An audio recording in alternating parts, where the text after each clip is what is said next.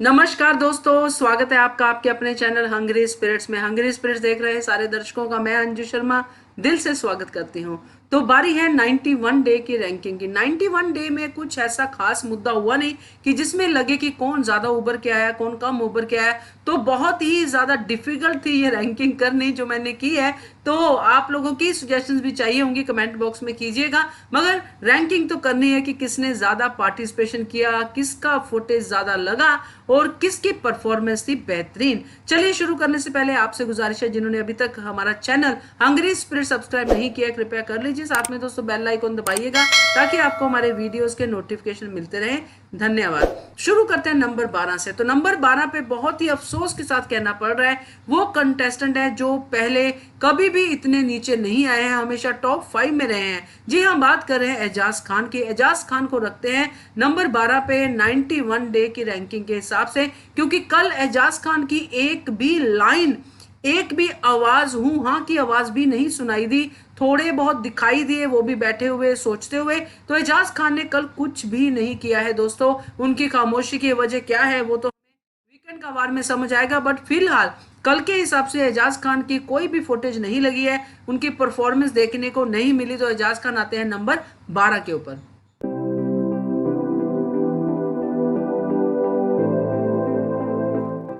Number 11 पे आ गई है सोनाली फोगाट। जी हाँ, सोनाली फोगाट कल काफी उन्होंने कोशिश की है गेम में आने की, चाहे किसी क्लासेस के बाद हो। अर्शी से जो क्लास लेके वो बोल रही थी कि हाँ रुबीना से पंगा ले रही थी और भेड़ चाल की बात कर रही थी और बहुत सारी बातें की हैं। फिर उन्होंने इधर की बात उधर करने की भी बात की कि अब बाहर क्या बोल रही है रुबीना आपके बारे में।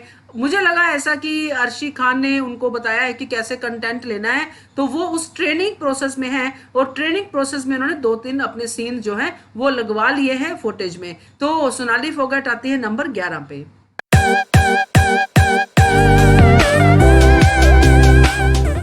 नंबर 10 पे आ गए हैं संचालक राहुल महाजन। कैप्टन तो बन गए हैं मगर अभी भी उनको अपने डिसीजन लेने की जो है बात नहीं पता चली है। अपने आप को वो दूसरों पे डिपेंडेंट कर रहे हैं, खुद डिसीजन नहीं लेते, जो बोलता है वैसा कर देते हैं ताकि सब लोग खुश रहें और वो अपना टाइम पास करते रहें। बट इसमें इनको 10वां नंबर इसलिए मिल रहा है कि कैप्टन बनने के बाद लोग उनके पास आ रहे हैं, उनको फुटेज दे रहे हैं। जैसे कि राहुल वैद्य आते हैं और उनको समझाते हैं कि किसी को भी इम्यूनिटी मत देना, और वो बात को मान जाते हैं और खुद का ही पोपट बना लेते हैं। जो कि हम देखेंगे कि अगर संचालक का ये पॉइंट सलमान खान उठाते हैं तो वो जरूर ये बात कहेंगे कि आप कान के कच्चे हो। तो राहुल महाजन आते हैं नंबर 10 के ऊपर।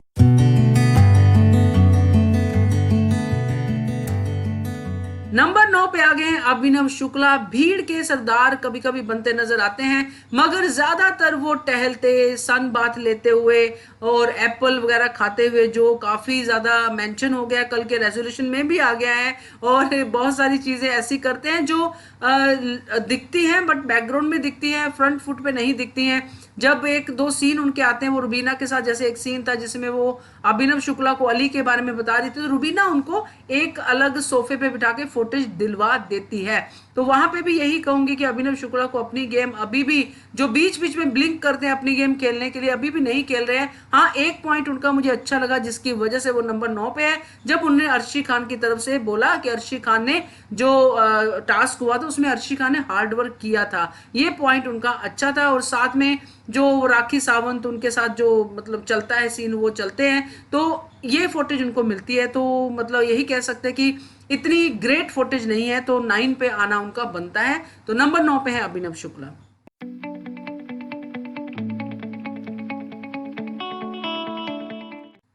नंबर 8 पे आ गए हैं विकास गुप्ता। विकास गुप्ता जैसे ही टास्क शुरू होता है वैसे ही चार्ज अप हो जाते हैं सुजेशन देने के लिए। राखी सावंत को सुजेशन देते हैं, उससे पहले भी वो राखी सावंत को समझाते दिखाई देते कि ऐसी हरकतें मत करो, तुम ही गंदी दिखोगी। यानी कि राखी सावंत के लिए वो बहुत अच्छा सोचते हुए नजर आते हैं, बार बार उनके साथ बातें करते हैं।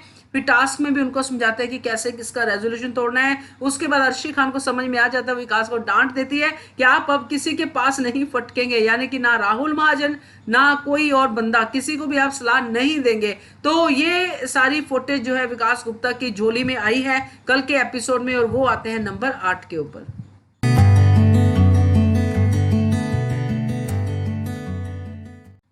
नंबर 7 पे आ गई है निक्की तंबोली। बड़े दिनों बाद निक्की तंबोली खुल के देखी है हमने। जिस तरह वो पहले करती थी उस तरह की निक्की तंबोली कल दिखाई दी। एकदम से उन्होंने सारी पोल खोल दी गठबंधन की, जो इम्यूनिटी टास्क में उन्होंने किया था, और उससे पहले भी जो कर रहे थे कि ये मिलके खेल रहे हैं, गठबंधन है गठबंधन है। और फिर उसने राहुल वैद्य से बात करते हुए कहा कि मुझे तो भाई अपनी गेम खेलनी है, मुझे गठबंधन में नहीं खेलना है। और निक्की यहाँ पे बिल्कुल सही है, गठबंधन में वही दिखेंगे जो लीडर बनेंगे, बाकी लोग उनकी क्राउड उनकी प्रजा ही देखेंगे, जिसका फायदा किसी को भी नहीं होगा। तो ये गठबंधन मुझे नहीं लगता कोई फायदा करने वाला है। निक्की ने सही पहचाना है, इसीलिए वो आती है नंबर 7 के ऊपर।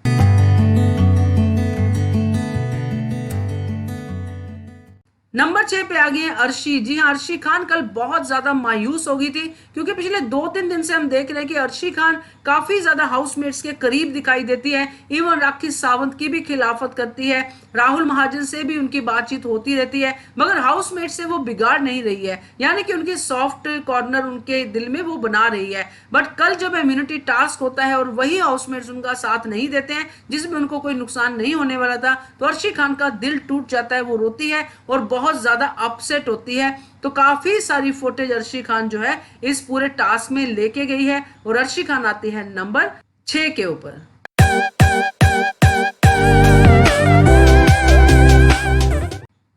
नंबर 5 पे आ गई है राखी सावंत। अर्शी खान से ज्यादा राखी सावंत कल फुटेज लेके गई हैं। राखी सावंत तो बहुत दिनों से फुटेज लेती आ रही है और नंबर 1 पे भी आ रही है, मगर आज नंबर 5 पे है, क्योंकि कल सबको इक्वली और थोड़ी ज्यादा थोड़ी कम फुटेज मिली है। मगर राखी सावंत ने जो शुरू में फुटेज ली है, टास्क में फुटेज ली है, तो राखी सावंत की कुछ नेगेटिव और कुछ पॉजिटिव फुटेज जो है कल हमें दिखाई दी है।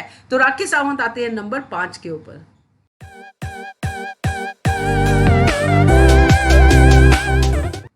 नंबर 4 पे आ गए हैं राहुल वैद्य। जी हाँ, राहुल वैद्य कल काफी ज्यादा नहीं दिखाई दिए, जो राहुल वैद्य हमेशा दिखाई देते हैं। मौका ढूंढते हैं और निकाल लेते हैं मौका, और फिर उस मौके पे छा जाते हैं। मुद्दा किसी का भी हो, राहुल वैद्य उसको पकड़ लेते हैं और फिर राहुल वैद्य ही बोलते हुए दिखाई देते हैं।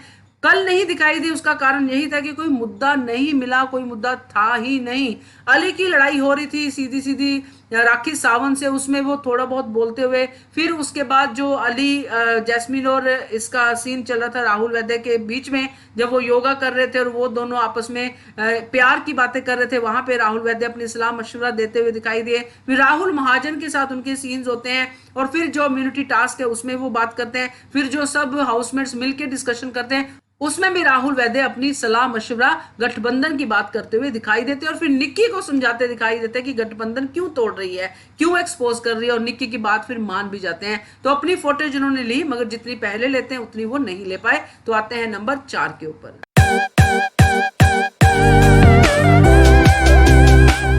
पे आ गए हैं अली गोनी। जी हाँ, अली गोनी को नंबर 3 पे रखना पड़ रहा है, क्योंकि अली गोनी अब ज्यादा दिखाई देते हैं। अली गोनी सबसे बात कर रहे हैं, किसी से मीठा किसी से कड़वा, मगर वो कर रहे हैं अपना काम। वो फुटेज इतनी ज्यादा अपनी तरफ ले रहे हैं कि उनको इग्नोर ही नहीं किया जा सकता। राखी सावंत से डायरेक्ट झगड़ा किया, राखी सावंत से झगड़ा करने के बाद फिर जैस्मिन वसीम जब उनको समझाती है, तो वो जैस्मिन वसीम को साफ साफ कह देते कि मुझे अपनी गेम खेलनी आती है, मुझे शाना मुझे बच्चा मत समझो, मैं जानता हूं, आप अपना देखिए। यानी कि वो साफ साफ कह देते कि मुझे मत समझाओ जैस्मिन, तुम अपना गेम देखो। तो अली गोनी काफी हद तक चीजों को समझ के चल रहे हैं, देख के चल रहे हैं, राइट के साथ राइट, रॉन्ग के साथ रॉन्ग कर रहे हैं, और जोर से आवाज उठाना जानते हैं। तो अली गोनी ने कल काफी फुटेज ली है कंपेयर टू बाकी, तो अली गोनी को मिलता है नंबर 3।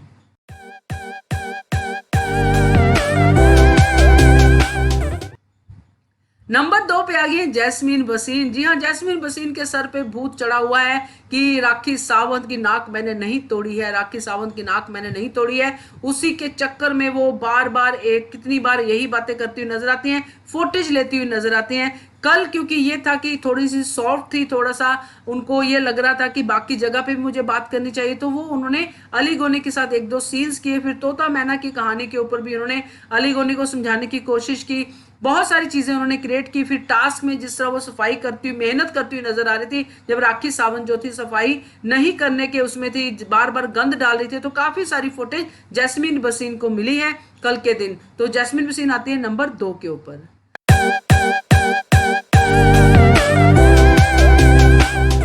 नंबर 1 पे आ गई है रुबीना दिलायक। रुबीना दिलायक को सोने भी नहीं दिया कल लोगों ने, तो रुबीना दिलायक ने कह दिया कि मैं पूरा हफ्ता काम नहीं करूंगी। फिर रुबीना दिलायक सही मशवरा देती हुई नजर आती हैं अली गोनी और जैस्मीन वसीम को कि आप लोग अपने तरीके से देखिए, राखी सावंत से लड़ाई करते करते आप अपनी इमेज, अपने रिलेशनशिप की इमेज मत खराब कीजिए। बहुत ही सही और मेच्योर राय थी जो रुबीना दिलायक ने दी। फिर लीड करती हुई नजर आई रुबीना दिलायक उस गठबंधन को जो गठबंधन बनने जा रहा है जिसको निकी तोड़ने की कगार में है, तो वहां पे भी रुबीना दिलायक अपने पॉइंट रखती हुई नजर आई। एजाज खान की बातें करती हुई नजर आई क्योंकि एजाज खान उनको पसंद नहीं है, सेम अभिनव शुक्ला को, तो एजाज खान को उसमें नहीं शामिल कर रही है। वो खुंदस उनकी दिखाई दी कल के एपिसोड में। तो ओवरऑल अगर कहें तो कल रुबीना दिलायक जो है बाकियों के कंपैरेटिवली ज्यादा और पॉजिटिव दिखाई दी। तो रुबीना दिलायक आती है नंबर 1 के ऊपर।